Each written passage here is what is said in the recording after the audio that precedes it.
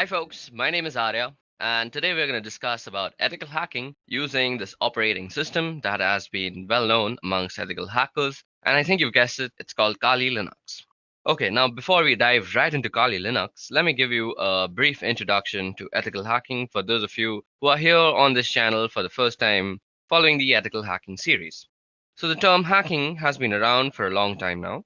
The first recorded instance of hacking dates back to the early 1960s in Massachusetts Institute of Technology to the Model Railroad Club, where both the terms hacking and hacker were coined.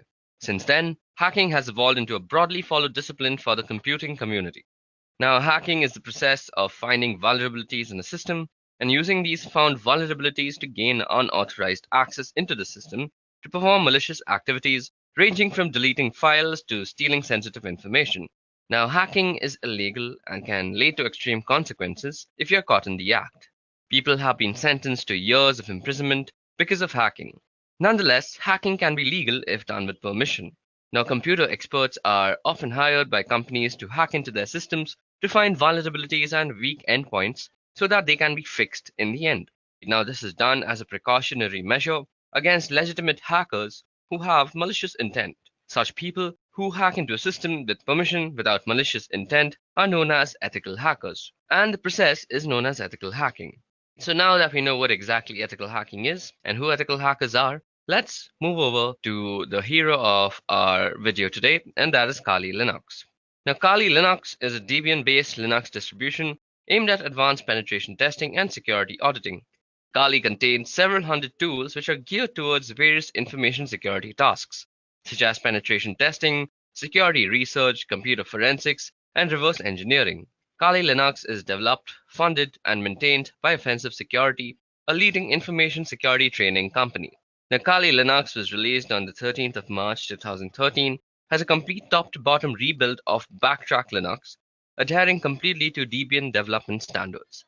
Kali Linux is specifically tailored to the needs of penetration testing professionals, and therefore all documentations are actually addressed to them in knowledge of and familiarity with the Linux operating systems in general. Now, as you guys might also know, that Kali Linux is basically any Linux distribution that comes preloaded with a bunch of penetration testing software. Now, some might argue that Kali Linux is not really necessary, but well, it does save you a lot of time if you're a penetration tester. Aside from saving a lot of time, there are a number of reasons that you should be using Kali Linux for. Now, let's go over the reasons one by one. First of all, Kali Linux has more than 600 penetration testing tools included. Now, every tool that was included in Backtrack did not actually make it to Kali Linux. A great number of tools are simply not added because they do not work or because they duplicated what other tools did. So now you have a bunch of tools that serve a specific purpose and they are basically not cluttering up your computer with duplicates and useless tools. The second reason that you should be using Kali Linux is because it's free and it always will be. Now, Kali Linux, like Backtrack, is completely free of charge and always will be, and you will never have to pay for using Kali Linux. The third reason is an open source Git tree. Now, Kali Linux is committed to the open source development model, and the development tree is available for all to see. All the source code which goes into Kali Linux is available for anyone who wants to tweak or rebuild packages to suit their specific needs. Then, another reason for using Kali Linux is a wide-ranging wireless device support. A regular sticking point with Linux distributions has been supported for wireless interfaces. Kali Linux has been built to support as many wireless devices as you can possibly think of, allowing it to run properly on a wide variety of hardware and making it compatible with numerous USB and other wireless devices. More adventurous users to customize Kali Linux to their liking all the way down to the kernel. Which brings us to the kernel now. And the last reason, according to me, that you should be using Kali Linux is because custom kernels and patched for injections. So as penetration testers, the development team often needs to do wireless assessment, so our kernel has the latest injection package that allows you to do so with much ease. So this was 6 reasons as to why you should use Kali Linux. And you can find a lot more reasons on the Kali documentation, so you can go through them if you want. Now, this brings us to the main agenda of our video today. So with that out of the way, now that we know what Kali Linux is and how it works, and why you should be using Kali Linux, let's go over the topics that we are actually going to go through the course of this video today. So through the course of this video, you could expect to learn a bunch of stuff. So firstly, we'll go through some command line essentials because Kali Linux tools are mostly in CLI format. So we have to be well versed with the command line essentials. So that's the first thing that we're going to tackle. Then we're also going to tackle how we can stay anonymous using proxy chains in Kali Linux. We'll be talking about MAC changers, and we'll be also going into the whole realm of wireless penetration testing. We'll be checking out tools like Aircrack NG, and we'll be also testing on how we can brute force some WPS pins. We'll be going through router vulnerabilities and some other miscellaneous topics that I couldn't really group into one. So without wasting much time, let's dive into the first topic for today, and that is command line essentials. Now, the way that this video is going to follow is that most of the times we are going to take a hands-on approach to learning how to use things in Kali Linux, because I'm a firm believer of actually practical work before learning any sort of thing. So we will be using a lot of practical work, and I completely encourage you that you go ahead and download and install Kali Linux. You can do it on a virtual machine, or you could try and dual boot that thing. I'm not meant to teach you how to do that in that video because there are tons of videos out there that teach you how to install Kali Linux. What we're going to do first in this video is that we are going to take a hands-on approach to firstly learn what the command line essentials are. Now, as you might have already realized, there are some theoretical aspects that we might need to tackle from time to time. For example, what is a MAC address? What are proxy chains? We'll need to learning some theory. So for the theory, we'll have to go through the obvious evil, and that is PowerPoint presentation slides. So I apologize for that from before, but I assure you that most of the time we are going to be looking at a computer screen, and I assure you that you will have tons of fun if you just follow along with me. Okay?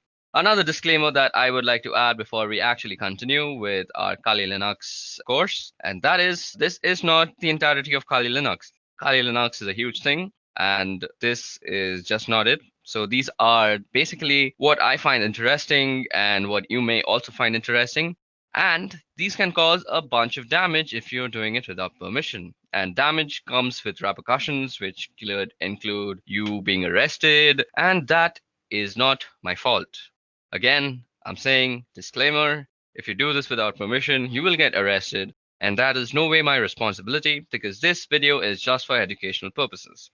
Okay, now with all that aside, let's move ahead and learn about command line essentials.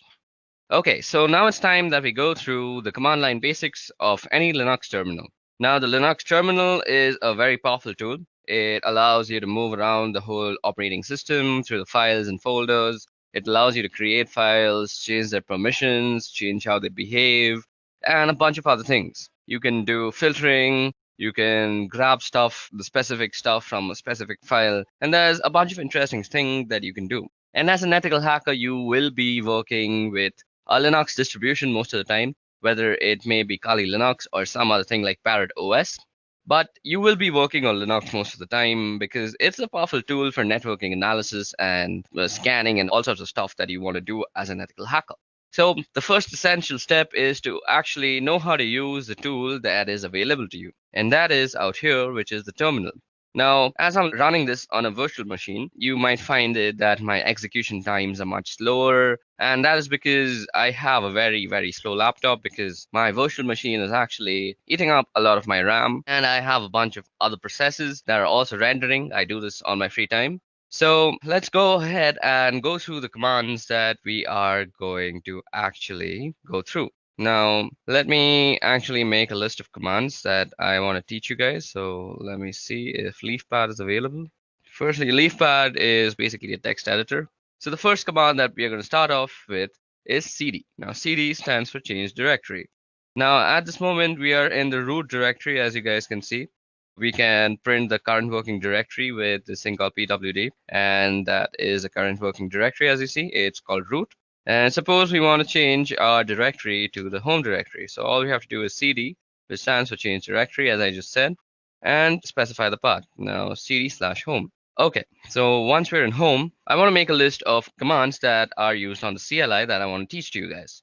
So what would I do? I would firstly see if any files are available that I can edit. Okay, so these files are available, but let's create a new file for ourselves. So firstly, let's do nano list.txt. Now what nano does is nano will open up a small command line text editor. Now command line text editors are very much used by ethical hackers because they save a bunch of time.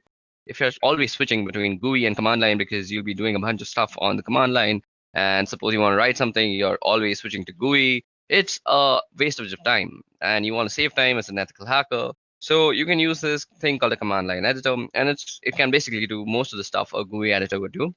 Now you say nano and the name of this file. So nano basically has created this file now, and it has opened up this new fresh window which overrides the command line that we were in, the bash. And this is the place where you can actually edit what goes into the file. Now let's see the list of commands that I'm going to teach you. I'm going to teach you ls.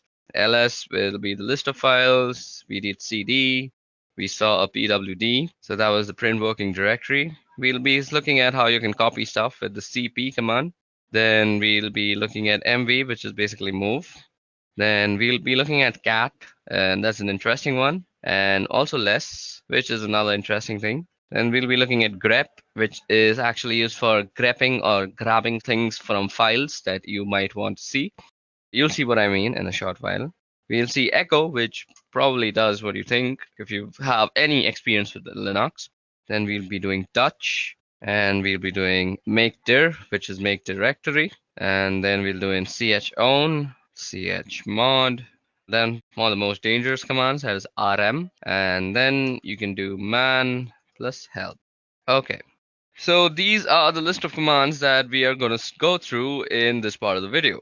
So suppose I was making this video and I wanted to save this somewhere. So if you see down here, there are a bunch of options that are shown to you. Now this caret sign might be not what you're thinking, that the shift 6 one, it's not shift 6. It's actually a control. So caret is control, and then G of course means G. So if you go control G, it will actually get help. Now what we want to do is save the file, and that is control O, and that is write out.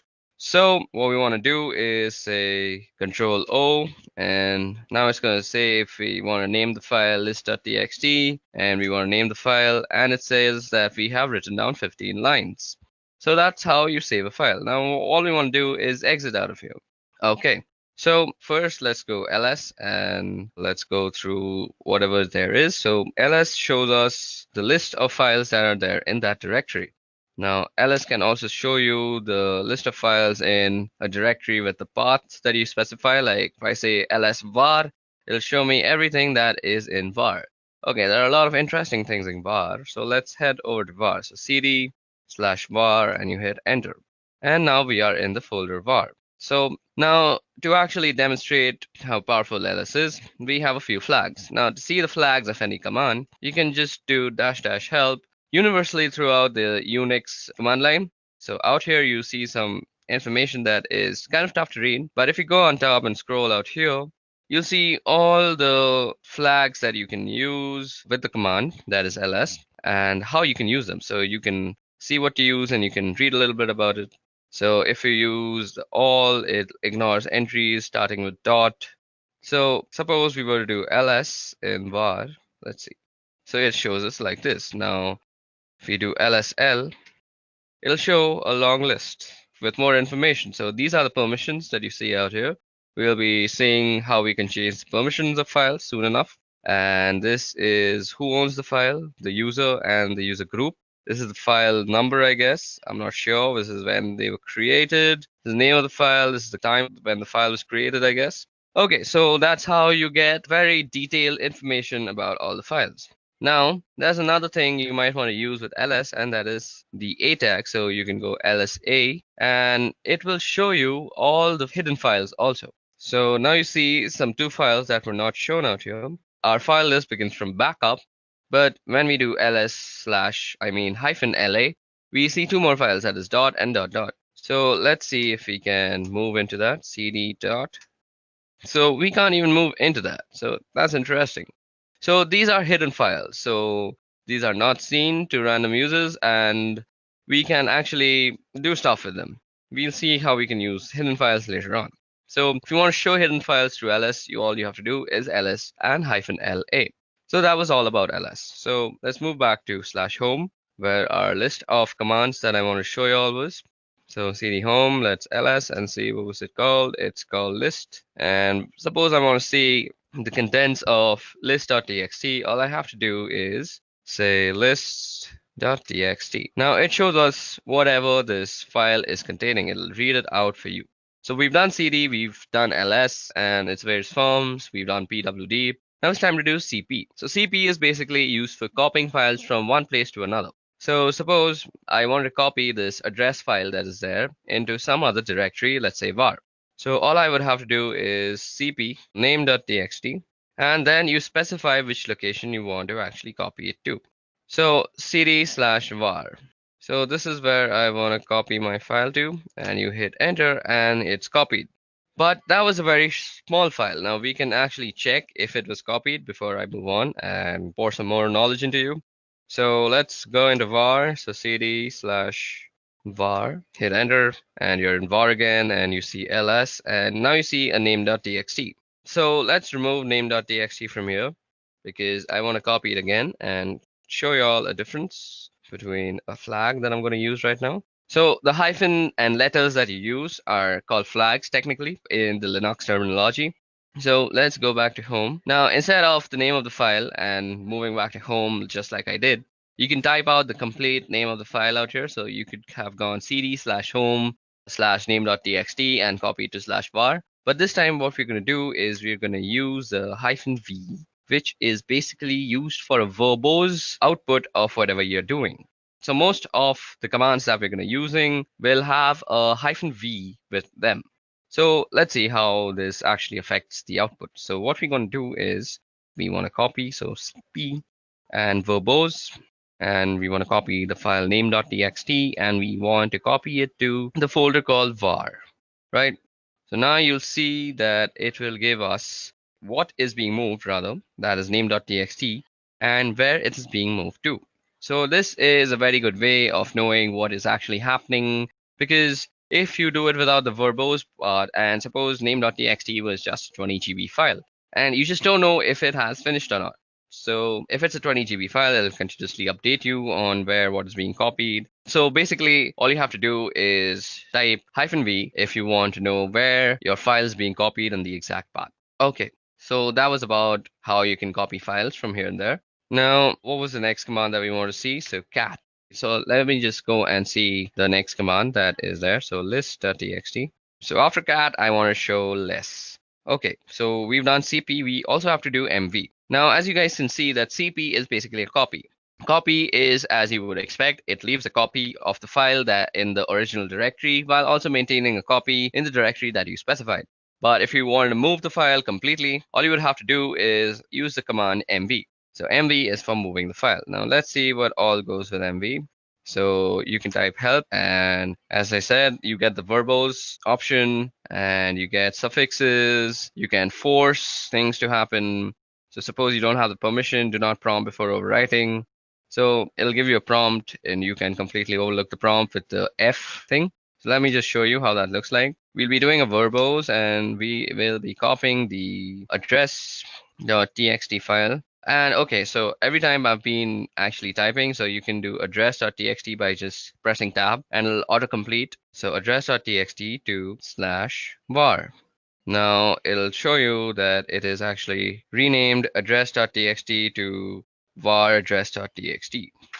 Now, if you go and do ls out here, you will see that address.txt is not actually here, but if we were to move to var, so cd/var. Okay, I've also been typing out commands that I've been previously using, and you can simply toggle through all the commands that you've used by the up and down keys. So ls, mv, mvv help, cat list. I did cd home, and now I have to go through all this just to prove a point. So cd var, we want to change there. Now we're in the variable folder, and we also want to see what we have out here. So address should be out here, and ls. And as you guys can see, address.txt is the first file that has come up.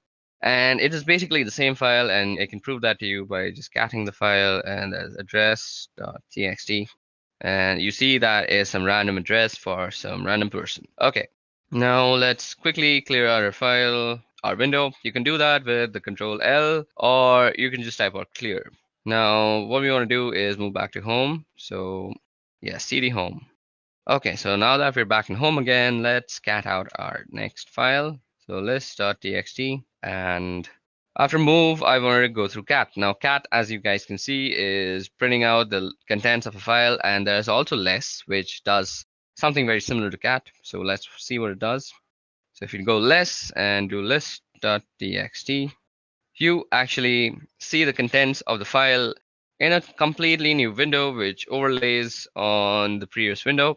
And this is a very neat way to actually see the contents of a file, which is through less if you want to keep your main command line interface not so cluttered, which cat clutters it completely. So if you want to get out of this place, this less place, and all you have to do is press Q, and Q gets you back. And as you see, nothing was printed out on our main interface. So this is a very cool way to actually keep your command line interface neat and tidy when you're doing work. Okay, so grep. So grep is used for actually filtering out stuff from a file. So suppose we want to see whether a command has some verbose option to it or not. So now I know that mv has a verbose command, but suppose I didn't know that. So mv dash dash help, then you use the pipe sign. So what the pipe sign means is you have to take this command, the first command, and then you pipeline it through the second command. And you want to see grep-v if that exists. Okay, so let's see grep verbose. Yep, so a verbose exists, and that is -v, and that's -verbose. So explaining what is being done. So what happened out here is basically we took this first command and then we filter it, and filtering is done through the piping. So basically think about you're taking some information and pipelining it through something else, which funnels it out of this command, which is grep. So you can use mv/help in conjunction with a bunch of other commands, just not grep. And I'll leave the creativity up to you. So grep is basically used for getting what you want from a file. And grep is used very, very much throughout this course of this video, through this Kali Linux tutorial that you're going to be watching. So that is a very easy way to see if you have a particular option, or let me do something else also. So cd/var. Now we're in the var folder, and let's ls. We actually have name.txt. Now let's also go into backup. So cdb and tab, and that brings us the backup folder, and we're now in the backup folder. Let's do an ls out here. Okay, so we have a bunch of files. Okay, we have some password.back. Now see, if you have cat and you go password.back, you can see the entire thing. Now, what if you didn't want this entirety of it, or if you wanted something in particular? You want to be very neat. So you can do that same command. You can pipeline it, and you can say grep, and you want everything with no login. So we can see that there are a bunch of things that say no login, and we only want those. And these are all the things that say no login in them. And it's a much lesser list, and it gives us a very particular list that you are looking for. So that is how you use grep. So now let's head back to home. Okay, I typed that wrong. And again, let's see what the next command is. So now let's start txt. So we've done grep. We now have to do echo. Echo and then touch. Okay, let's go back. Q. We press Q and we get out of there. So what did I have to teach again? I'm such a dummy. We have to do echo. Okay, so what is echo used for? So suppose you were to say echo and open quote hello world. It would basically do what command says, and that is echo whatever you say. Now it'll say echo hello world, and that will basically echo whatever you typed out in the quotations, that is hello world, spelled very wrong. Okay, now suppose you want to actually put this into a file. So you could do echo hello world, let's spell it properly this time, and you want to insert into a file. We had a phone number, I guess, phone number.txt, yep, and we can echo it into that thing. Now that was done. Now let's see what is in phone number.txt. Phone number.txt, and it says hello world. So you can basically input text into a certain file with the echo command, and that's how you do it. Okay, now let's also see how you can make directories, and that is with the make directory command. So okay, we also have to do touch before that, I forgot. Now touch is used for quickly creating files. So touch, you could say touch and then the file name. So we can create a name file again, name.txt. or that will create a name.txt. Let me just show it to you, lsl, and we have a name.txt. We can also create multiple files with touch, and we could say file1, file2, and file3. So like this, you can create multiple files, and let me just ls that out and show it to you, lsl. And we have file1, file2, and file3. Now we can also create a directory. So make dir and the name of the directory. So suppose you wanted to save all your movies in one directory. Make directory movie, and now you have a directory called movies. And you can also move into movies. So cd movie. Okay, so that's how you create directories, and you can move into them with the change directory folder. Now let's see what the next command was. So cd and dot dot. So with cd dot dot, you can move back to the previous folder if I'm already not told you that. And since we're in movies, we can just go back to home with cd dot dot after. Now let's see what else is there. So cat list dot txt. And okay, now chown chmod. Now chown will be a little tough to show because we don't have any sort of other user out here. The root user is the only user that we have on this VirtualBox that is set up. But if you want to change the ownership of a file, let's say, so you can see the ownership of a file through the lsl command, and you see that root and root. So this is the owner name and this is the owner group, and they're mostly the same thing. So our next command that we're going to actually see is called chown. So let's see how chown is actually used. Chown is used for changing the ownership of a file. So I actually don't remember how to use chown. So if you actually don't remember or you're getting stuck somewhere, just use the help function. So if a command line argument is symbolic, so let me just go through this once. So this is how you use it, owner and then colon group. Okay, and then the file name. So you go chown, and then you want to say the name of the owner and the group you want it to belong to, that is root and root, and then you specify the name of the file. So suppose I want to change file1. Now it already belongs to root and root, so it doesn't really matter because I don't have any other username to actually change the ownership to. So this is how you would normally change ownership. So let me just show you where you can see the ownership, and that is ls-l. And out here, the root and root you see on file1 is basically this is the owner and this is the owner group. They're normally the same thing and the same name, but if you had some different owner like a guest, you could change it by actually using the chown method, the command. Methods are different things. I always get confused because of the programming. Okay, now the next command that is left is called chmod. To actually show you how chmod works, let me show you an interesting file. So suppose, let me just do this once. Okay, now echo. What we want to echo is, let's echo hello world. And let's put that in quotation, and we want to put this in test. Now, once we've done that, let's ls, and we see that we have a test file out here. And we want to move test to test.sh. So test.sh is the executable file that is used in bash scripting. So we move test to test.sh, and the way you actually execute bash files on your command line is with the dot and the slash. So you say dot slash, and if I press T and I press tab, you see that there is no options that's coming up. That is because test.sh is not an executable file. So test.sh don't have the executable permission. So let me just show that to you. ls, and you see test.sh. It doesn't have the executable. Now you see movie, it is executable. I don't know why, it is a directory, so it is an executable. You can move into it. So it's blue in color. So the way you actually can make this an executable is by changing its permissions. So the way you do that is chmod, and basically you change it to an executable. So plus x, that is making an executable. If you do plus r, it'll make it readable, and if you do plus w, it'll make it writable also. So if you do plus x and do test.sh, and now you go and do lsl, you'll see that test.sh has become green because it is an executable file now. And now if you do dot slash and you press T, you get test.sh if I press tab. So now it is an executable file, and if I execute it, it presses out hello world onto my screen. So that's how you can use the chmod, or which is basically the change of permissions of files. And we'll be changing permissions of files throughout the course of this video. It'll be very useful for us, and you'll see as we go along with this video. Okay, so the next thing that I want to show you all, only two are left, and I remember those now, and it is rm.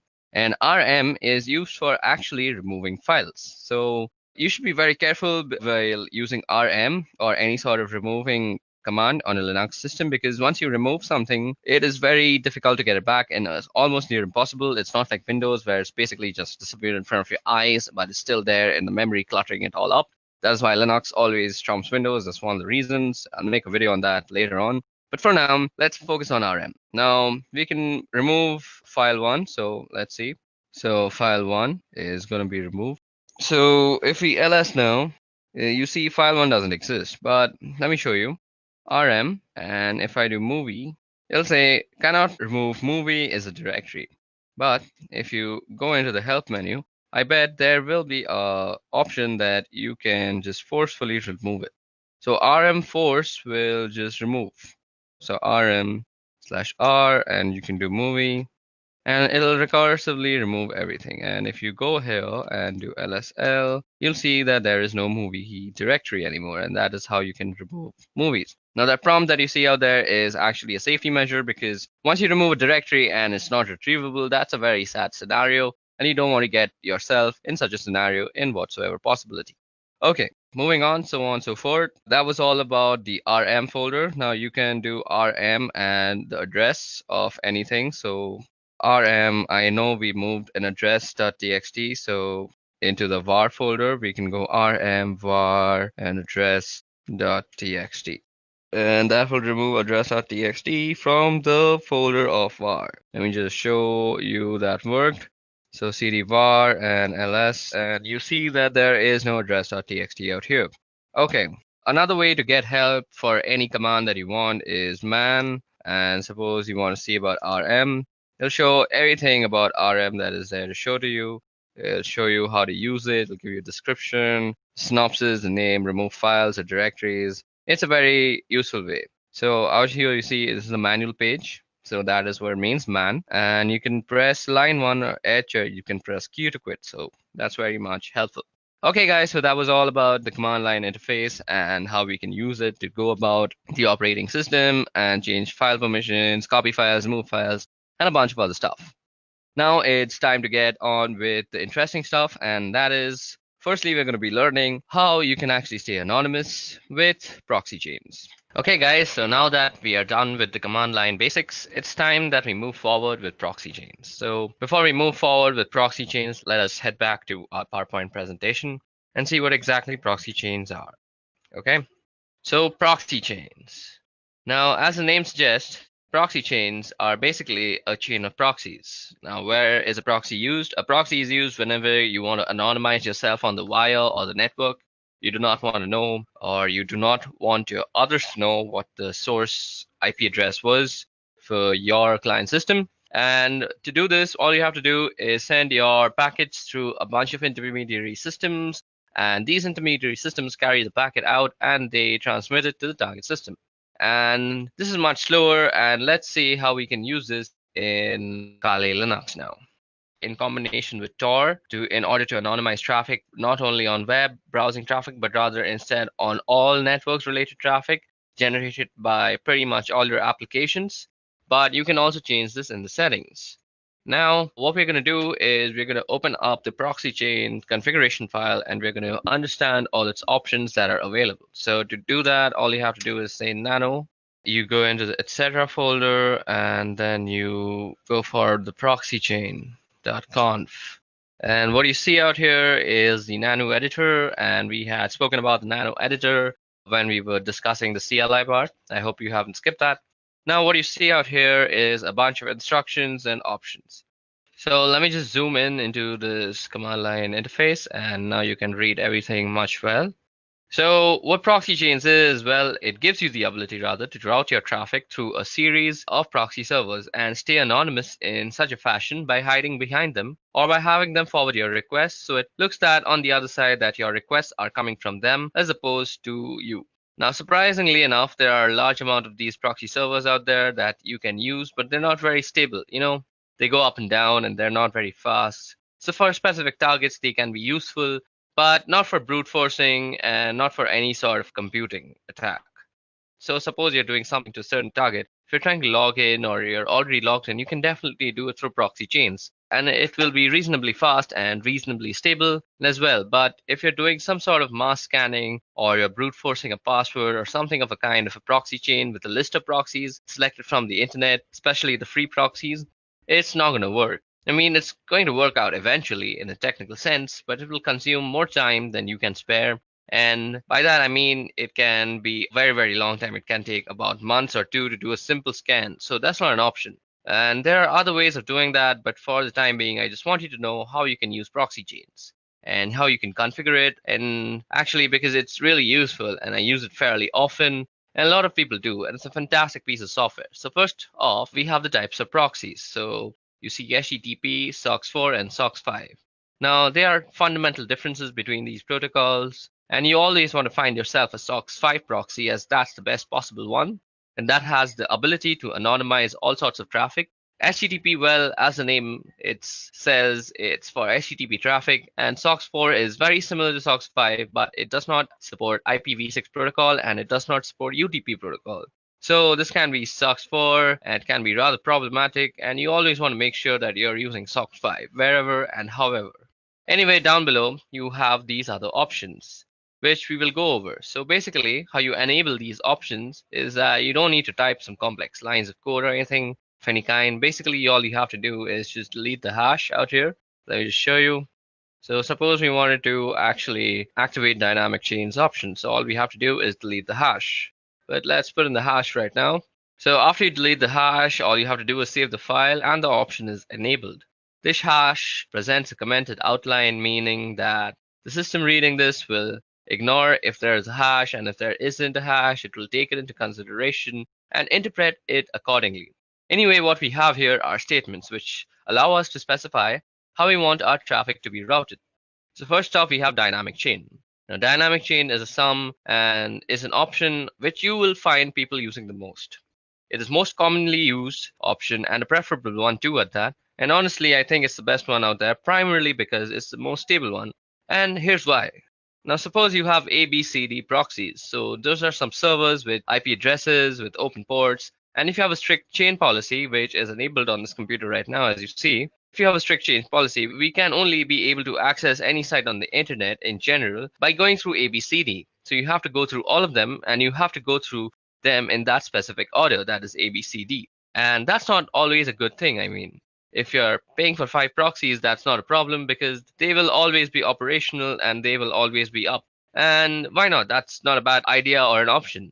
But there are, however, people who use proxies for free and they don't tend to pay for them. Why would you pay for like 5 proxies for a simple scan or something of that kind? They're not free and they cost money and they're rather expensive also. But still, I mean, the act of paying itself identifies you and kind of diminishes the amount of anonymity you have on the internet. So some complex payment methods can still be used to actually anonymize yourself, but it's fairly simpler to just use a dynamic chain. So firstly, we're going to go ahead and uncomment the dynamic chain option, and we're going to comment out the strict chain option. So strict chain will no longer be used, and I will be using dynamic chains. And one more thing to note here is that if you want to use proxy chains in combination with Tor, if you want to route all your traffic through the Tor network, not just web traffic, you must be enabling dynamic chains. I mean, there is a chance that it will work with strict chains, but due to the instant instability of Tor nodes, it is highly unlikely you will need dynamic chains, and that is why I'm using them. Anyway, if you're using dynamic chains, just give you the ability to go from ABCD to your desired destination by not having to adhere to any order. So let's say C is down and you would go a B, D, and it would work with no problems. Even if B was down, you would go to a D and you would go and still reach the destination. So as long as one single proxy is functional, it's going to work and you don't require any specific order to do it down below. Now down below you have some other options too. So first is random chains. Now random chains in effect are basically the same thing as resetting your service. I mean, if you're resetting your Tor, you will be now assigned a new IP address. I mean, Tor assigns you a new IP address every 10 minutes or so. Anyway, with the random chain, you can specify a list of IPs, and then you can tell your computer, okay, I want you to try and I want you to connect to this point. And every time you connect, every time you transmit a packet, I want you to use a different proxy. And we can do that as well. And that's one of the options definitely. And you can say, okay, use this is phone 5 times and then change to another one or some kind of like that. There are a lot of options to specify there, primarily the chain length. Anyway, down below there's quiet mode. and you don't really need that, then that's proxy DNS request no leak from DNS data. This is very important. You cannot have any DNS leak, and let me explain to you what DNS leaks are. And even though somebody cannot get your particular IP address, they can get the IP address of the DNS server that you are using. And that DNS servers do is resolve the main domain to the IP address and vice versa. So for example, if you typed in youtube.com, the DNS server of your local ISP provider will resolve that into some sort of IP address that YouTube has, and it will make a request. No problem. And you do not want that happening because your local DNS server will be discovered, and that is information that can be used in order to figure out your personal IP address. And when that is done, your physical location is pretty much compromised, and that's a no-go. And you definitely need proxy DNS here. It might slow you down a bit, but without that, you're practically not anonymous, and it's just a matter of time before somebody finds you. Now, if you go down below, we have some other options here, but we're not really interested in them at the moment. What we here are for the formats for entering proxies, and I'm going to leave it at that. So what you see out here is first the type of the proxy, that is SOCKS5, then the IP address, then the port number, and then two words, that is Llama secret and then juice to hidden. Okay, so now what you see out here, as I just said, is how you would actually write down your proxy chains. And now, as I had already also said, you always want to be using SOCKS5 and you don't want to be using HTTP because they're not really that safe. And SOCKS5 doesn't support a lot of options anyway. And this is the IP address of the proxy server that we will enter a few of them manually later on. And this here is the port number that you see on which the proxy server is listening. And that port is open over here. These two words now, what some proxy servers, especially paid ones, will always have a username and password. So you can just type them here in plain text. Unfortunately, it is assumed that only you and you alone have access to this computer besides this file. And besides, this file is not everybody can read this file. Anyway, so if you can just type in the username here and password here, you will gain access to a certain proxy that you have chosen or that you have paid for. Anyway, these are just some examples, and we won't actually be using these proxies or anything of a kind. We need to go down below here. Out here you see. And at the end of the file, so if I just press enter a couple of times, there we go. So here is only one proxy active at the moment, and it says SOCKS4, and all traffic being routed here through Tor by default. So let's set to Tor now, and Tor default listens on this port. So this 9050 port is where Tor listens on. Now, what we want to do is we want to add a SOCKS5 proxy address. So what you want to do is just type in SOCKS5 and the same IP address, SOCKS5, and you want to be keeping the spacing correct, just use tab.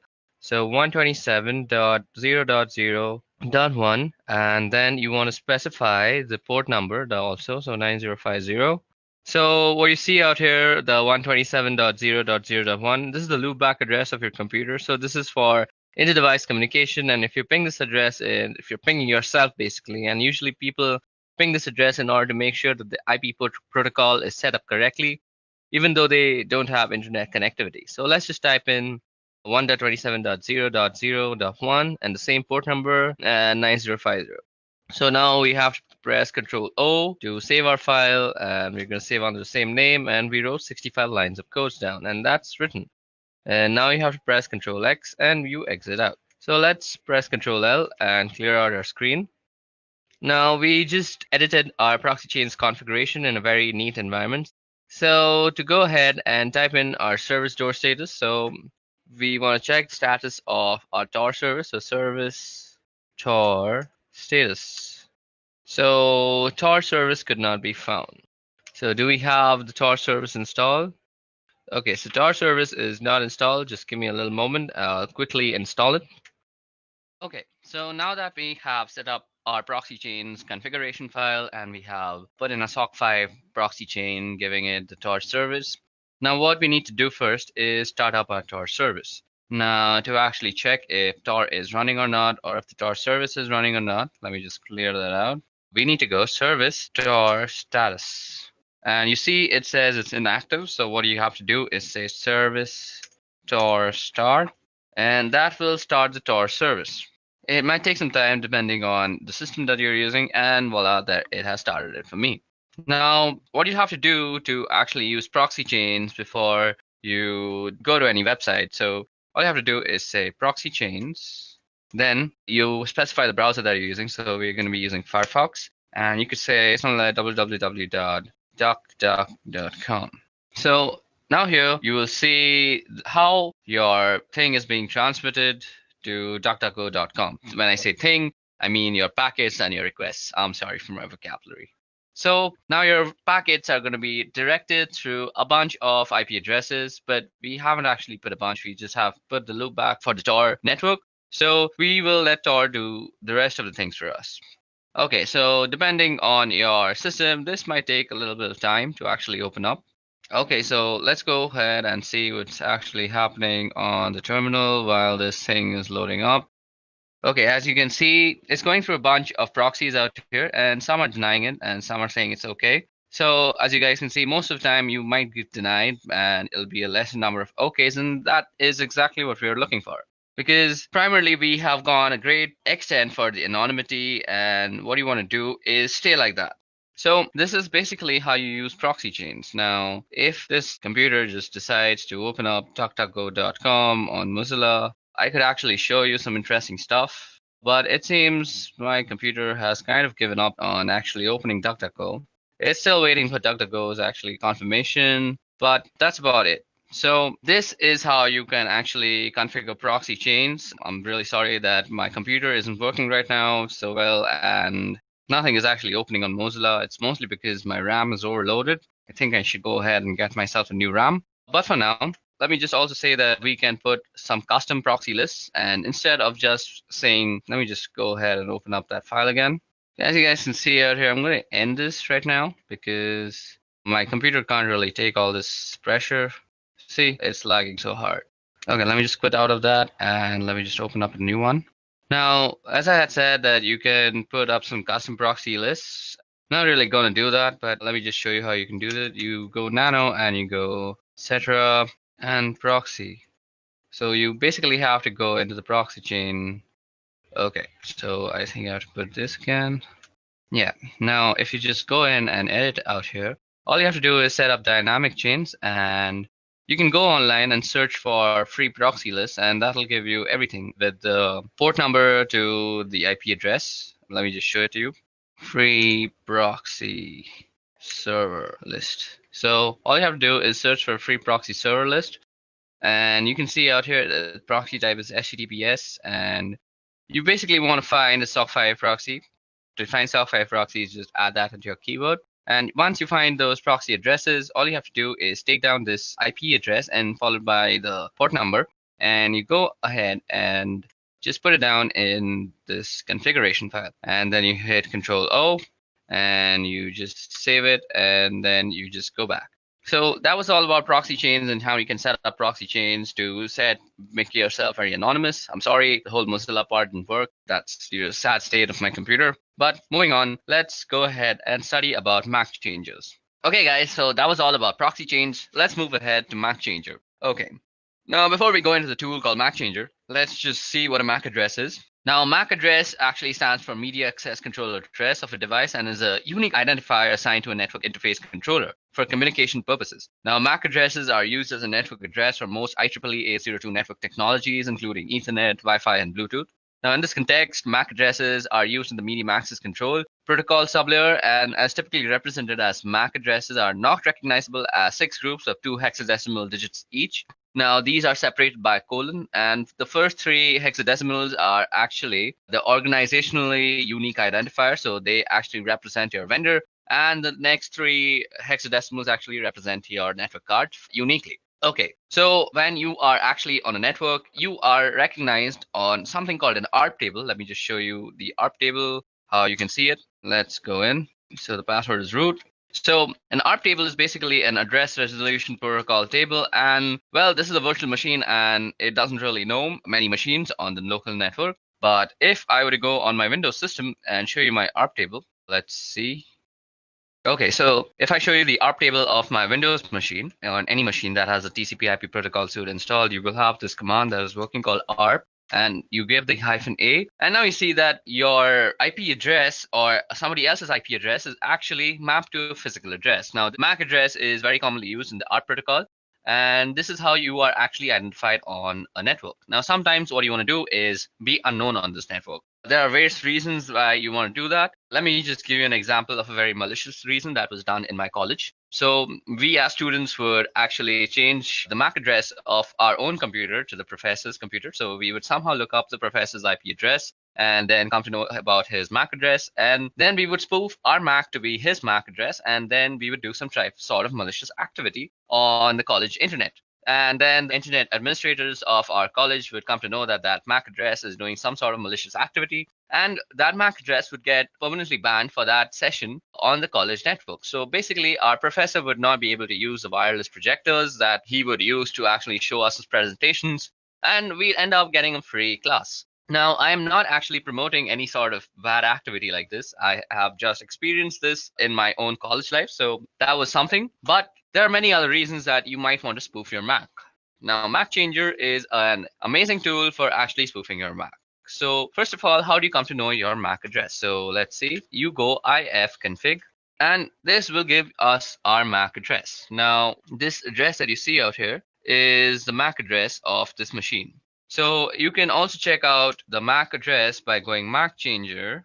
Then let's type in the help options, and this will show us how to get the MAC address. So if you see there's a show flag, so we can go Mac Changer, and you can put the S and then you put the interface. Now the interface is where it's working. So eth0 is where we are actually getting.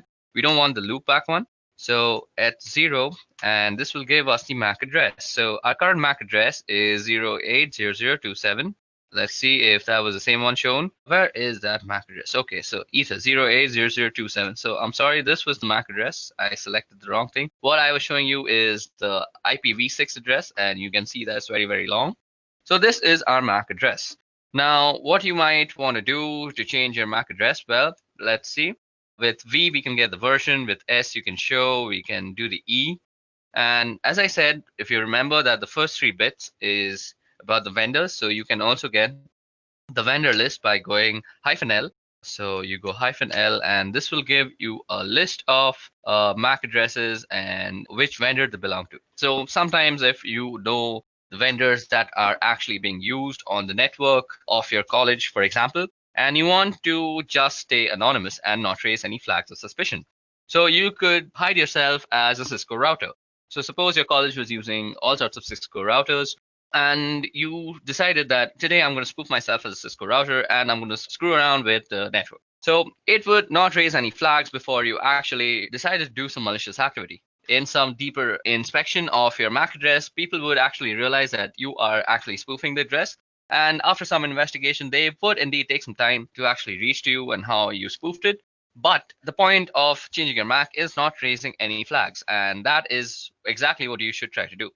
So MAC Changer is also very useful for getting the list of all the MAC addresses and their vendor IDs. Now let me just clear the screen out quickly. So we go clear, and let's bring back the help.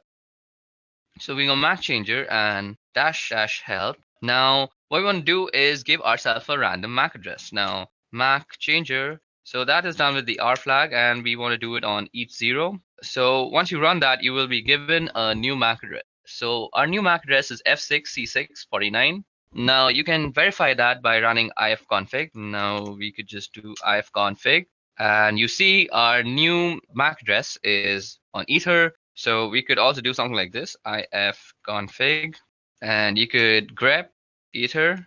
So that is telling you the MAC address, and this is completely new. Also, you could show it through the MAC Changer tool itself. Okay, so we need to give it the eth0. I forgot that. Now you see that this is our current MAC address and this is our permanent MAC address, and they two are completely different.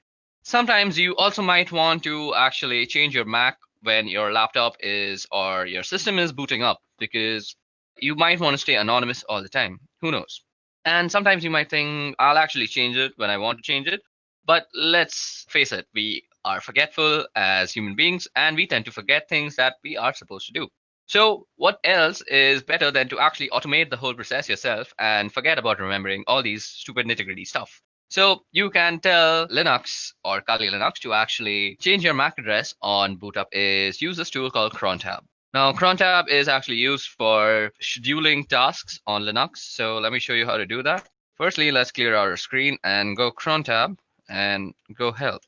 Now you see it's a pretty small menu. So first we start with the U flag, which user this file is going to work for. Then we got the E flag, which is for editing cron tab users, the users cron tab list. And you can see the list of users cron tab. And let's see, so do we have any cron tab lists?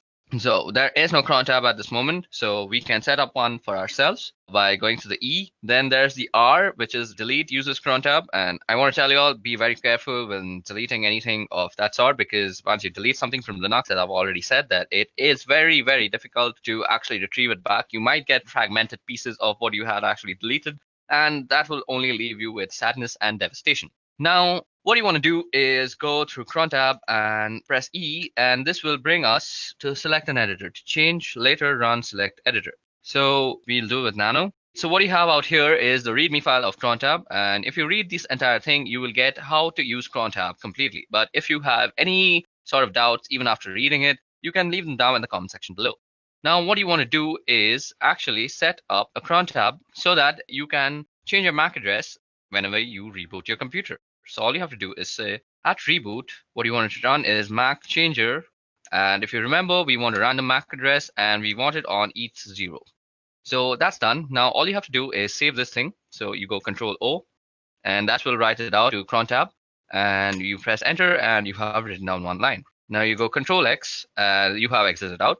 So now let's us clear the screens by pressing Control L and enter. And let's go ahead and get our MAC address. So if we go ahead and run that, our MAC address is set to F6C649. So just remember the first few letters, F6, C6, and 49. Now let me just reboot my computer, and you will see after I reboot and run ifconfig again with grep ethop, we will see a different MAC address. Now, rebooting might take some time because I'm actually using a virtual machine, but till now it's given problems with the Firefox, but let's hope this won't take much time.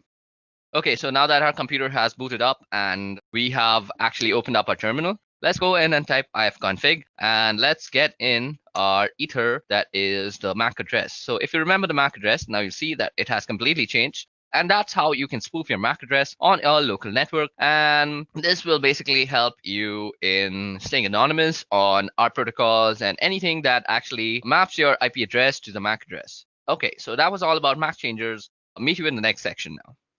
So in this section, we'll be talking about wireless encryption protocol cracking. So that is basically Wi-Fi cracking. Now, Wi-Fi in today's day and age uses pins or passwords to normally encrypt their data usage. Basically, if you want to access the wireless access point, you need a password or a pin to actually gain authorization. Now, this authorization is done using a four-way handshake, which we will try to capture using a tool called AirCrackNG. And then we will try to crack into the password using a wordless generator called Crunch. Now you can use AirCrackNG to crack WPA and WPA2. There's also another protocol called WEP or WEP, and that is not normally used these days. If you find anybody using that, you should always advise them to actually upgrade to WPA or WPA2 because WEP is actually very easily cracked in these days, and people are generally punished for using WEP by hackers all around the world. Okay, so now you can actually go ahead and go into a terminal and type ifconfig to actually look at your network card name. As you guys can see out here, it's called WLO1. So the first step that we need to do to actually go into the process of Wi-Fi cracking is set up our network access card or our access point into monitor mode. So as you guys can see out here, after typing ifconfig, it shows me that my Wi-Fi access card is WLO1 interface. Now, our process of cracking passwords is pretty simple. What we want to do is actually monitor for all sorts of access points that are nearby to us. Once we have chosen the access point that we want to actually penetrate into and find the password, what we want to do is run an arrow dump scan on it, and then we will try and de-authenticate any device that is connected to that access point. Now, one assumption out here is that the password is saved in that device and it will automatically try to re-authenticate itself with the access point. And we want to catch and log this re-authentication process, which will actually have a four-way handshake between your device and the access point. So this is basically the procedure we are going to follow. Now, another thing that you need to know before actually using this process to gain any access to any Wi-Fi is that you need to know a little bit about what the password is. Maybe it could be the length, or it could be something like a specific character at a specific place. Maybe you know a series of characters. So you just can't really guess the password out of thin air. That is not how cracking works, unless you have some unlimited potential of processing power. In that case, you can very well brute force it and just find the password. But if you're not somebody who has unlimited processing power and you're trying to use Aircrack NG, you need to know a little bit about the password. Also, before we proceed with this wireless encryption protocol cracking, what I want to say is if you want to get into somebody's Wi-Fi network or you want to actually test for vulnerabilities, it's better that you test for router vulnerabilities than actually cracking a Wi-Fi password because you're more likely than not to find more router vulnerabilities than actually successfully crack a Wi-Fi password if you don't know anything about it.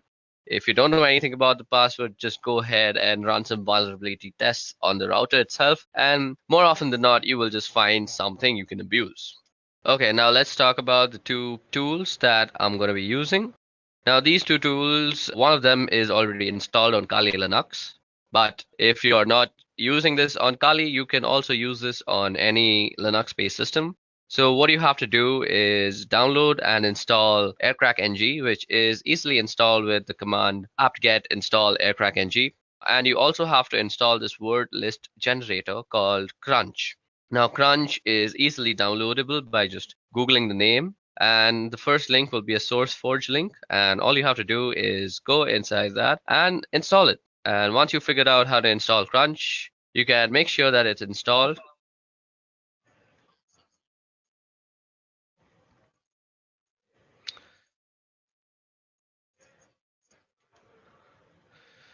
Now, once you have installed both the softwares, you can check out if the manual pages are opening up. Let me just open the manual page of Aircrack NG and show you that it has been properly installed. Now, as you guys can see, the manual page of Aircrack NG opened up and the manual page of Crunch is also opening up. So that means both of our softwares have been successfully installed on our system. Now, before we go ahead, let me just show you how Crunch actually works. So Crunch is basically a word list generator. What you would do is you try and generate a word list with given characters. So what you can see out here is I've typed in Crunch 35. So that means the minimum length is 3 and the maximum length is 5. And I've given it a series of numbers. So it will use these numbers and generate all the words that are possible from length 3 to length 5.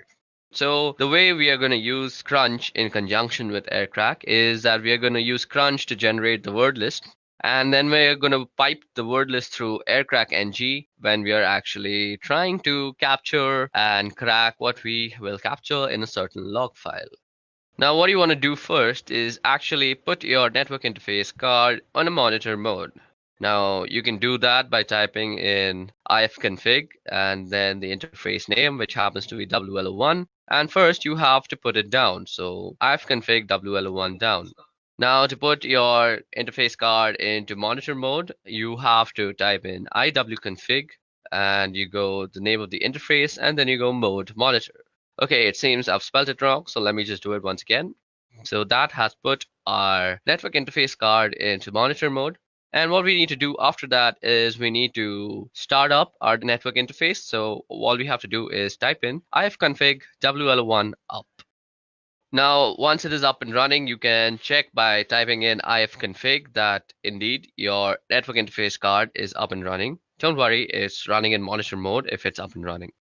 What we want to do next is pretty important to the whole process. So what we want to do now is check for some services that might still be running in the background that might hamper with our whole scanning process. So we do this by actually typing in the command airmon-ng check and then the name of the interface. So as you guys can see, nothing is exactly running right now. But if there were any process running, you would only add the command airmon-ng check, and instead of writing the interface name, all you have to do is say kill.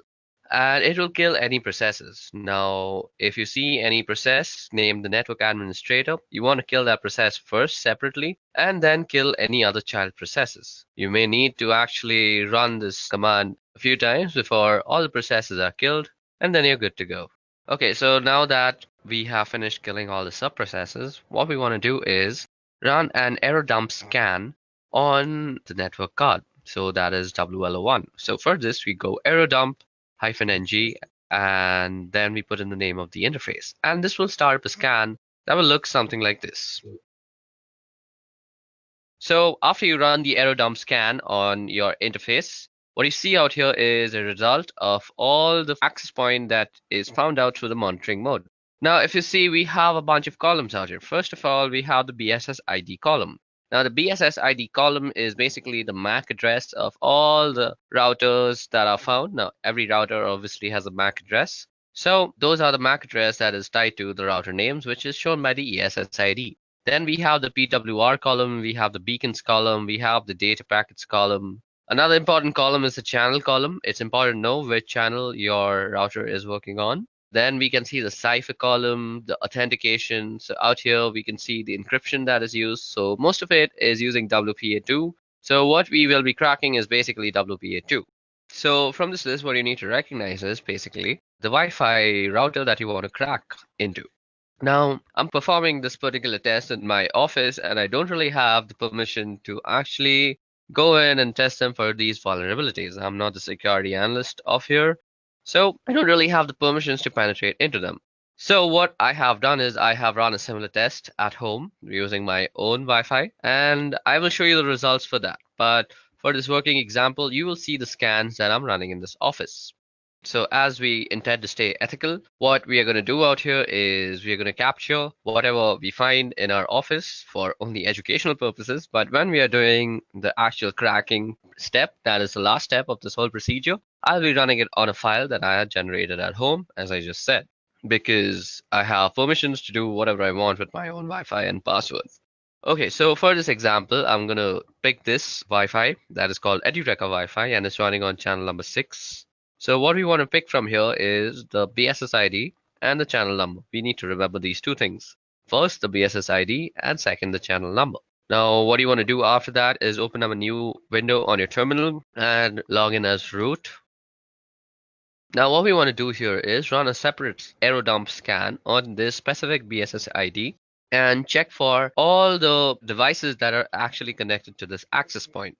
Now we do this by running the command error dump ng, and while we are doing this, we also want to capture all the scan outputs that we actually get into a certain file. So we'll be actually storing it in a file called capture, and then we just have to pass in the BSS ID and the interface.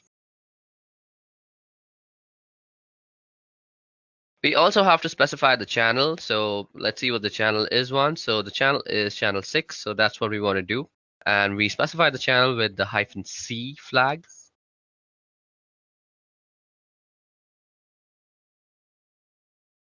So after you have identified the MAC address, all you need to do is copy it down and place it after the BSS ID flag.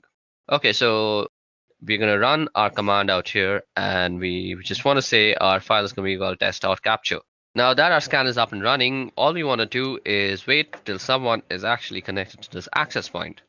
So I forgot to mention this. For this process to actually work properly, somebody needs to be connected to that access point, because what we are going to try and do is disconnect that certain device and let them reconnect and capture that log file.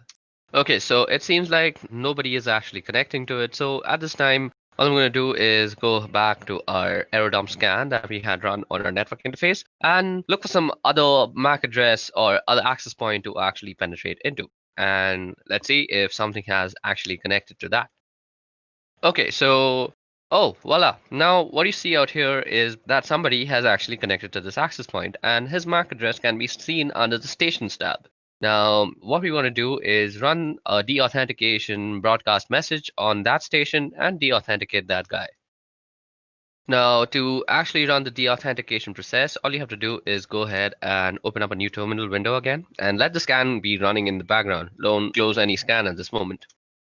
Okay, so the information that we need to remember is the BSS ID, or rather the MAC ID of the station. Now, you also want your monitoring to be running on the same channel so that your deauthentication message is being already broadcast on the same channel. So we can do that easily by going airmon ng and saying WL1, and you can say start on the specified channel. So what we want to be doing is running this on channel 6. Then we want to go and use the third suite of tools, that is Air Replay. Now, Air Replay is used for broadcasting deauthentication messages and all sorts of stuff. Now, you can see all this in the help menu also, and you can do that by typing in dash dash help. If you go down, you see that you can send a deauthentication message using the -0 flag, and that's exactly what we're going to do. Then we say 0 again because we want to constantly send a broadcast of deauthentication. So it's looping basically. And until and unless we stop the scan, nobody will actually be able to access the Wi-Fi. So it's basically like a small DOS attack. And then we want to specify the BSS ID. Okay, so it seems like I forgot the whole A tag before the BSS ID, and that should get it working. Okay, so it seems like I have copied some wrong BSS ID, I guess. So let me just go ahead and copy that once properly. Okay, so now that we have the proper BSS ID, as you guys can see, we are running a deauthentication broadcast message on that particular network access card. And now you want to run this for around a couple of minutes so that you become sure that all the devices have disconnected. Now, while this is happening, what you're doing is basically sending a DOS attack to that small little Wi-Fi, and you want to catch the handshake that occurs between devices and the router that it is connected to while reconnecting themselves.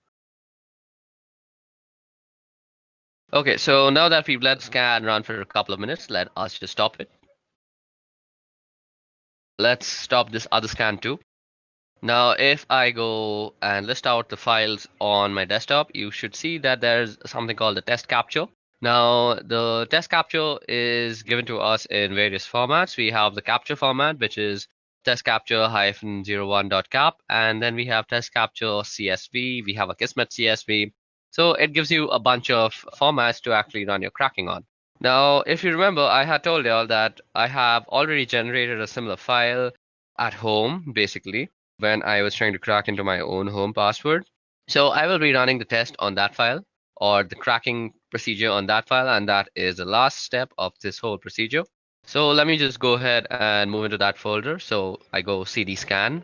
Now, as you guys can see out here, if I list down the files, you can see a capture1.cap, capture1.csv, there's a Kismet CSV, and there's a netxml. So I was not lying when I said that I have already done this at home. So we are going to run our cracking process on capture01.cap. Now, let me just tell you guys, the password for my home Wi-Fi is sweetship346. So you can say that I know the entire password, but I'm going to act like somebody who only has a general idea of what my password looks like. So let's say I know that my password contains sweetship, but I don't really know the last three numbers or letters or whatever they may be. Okay, so we are going to use Crunch once again to generate a list of words that might include sweetship346. And let me just open the Crunch manual for once.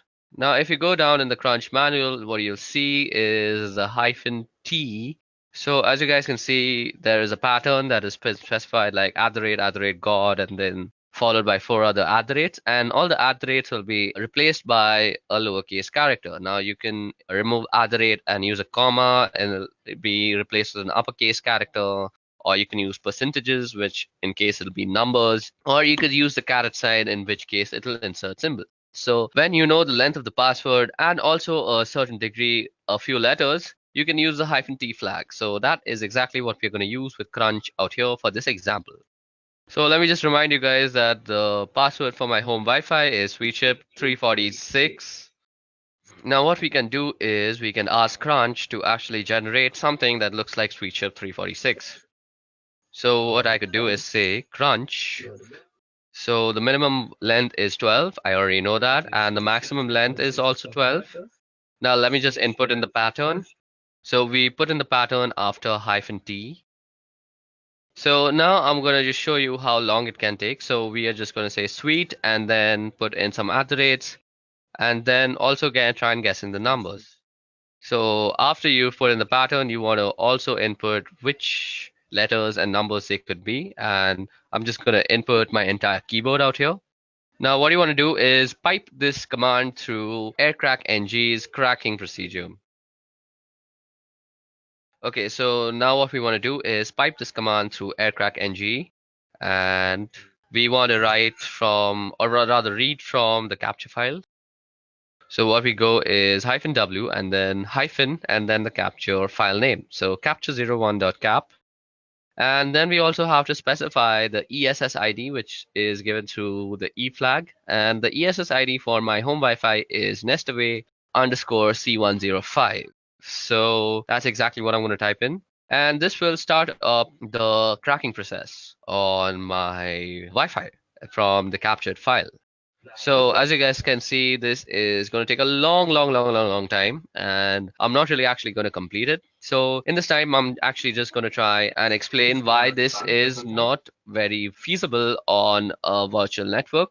So basically, this is not feasible because at this moment, my computer is using all 4 of its cores and all the memory that is possible. So what this means is, on a virtual box, this is not really possible. Your virtual box doesn't really have that much power. If you're using a 4-core processor computer, only 2 of its maximum cores can be actually allotted to your VirtualBox machine.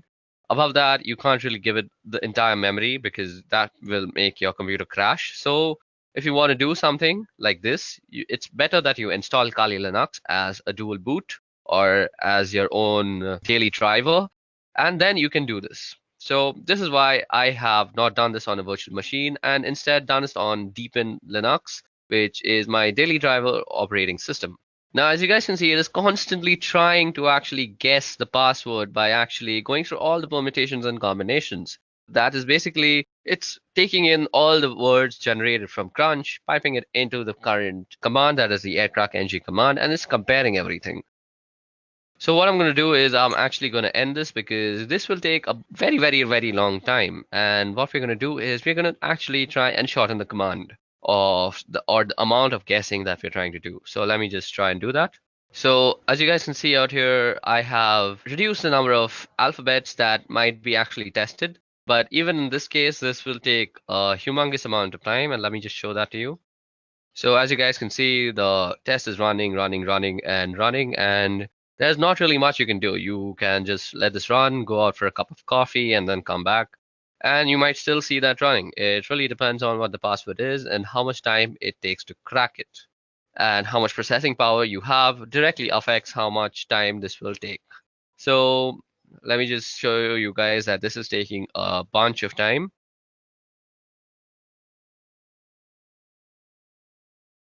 Okay, so now that I have fast forwarded a lot into the scan, you can see that I have tried almost 2127608 keys. So that's more than a million keys. That's 2 million keys that I've tried.